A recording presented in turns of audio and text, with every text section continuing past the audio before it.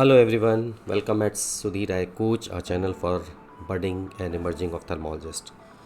Today I am sharing a case where a small posterior capsular rent PCR occurred during surgery. Interestingly, the most PCRs happen during irrigation and aspiration rather than during the phacoemulsification. This highlights the importance of very careful maneuvers and very gentle maneuvers, especially during the irrigation and aspiration. In many cases, PCR occur when a surgeon is in hurry or working with poor visualization. If the posterior capsule is accidentally caught, it may lead to a rent. However, complications are a part of every surgeon's journey. While their frequency decreases with experience, they can still happen occasionally.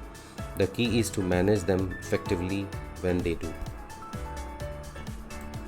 In this case, a tiny PCR developed near the end of cortical cleanup. Fortunately, phacoemulsification had already been completed successfully. Since the PCR was a small and I proceeded with in the bag IOL implantation, I also carefully lowered the intraocular pressure settings and remove the viscoelastics gently, because this is very important to avoid the raised intraocular pressure in the post-ops.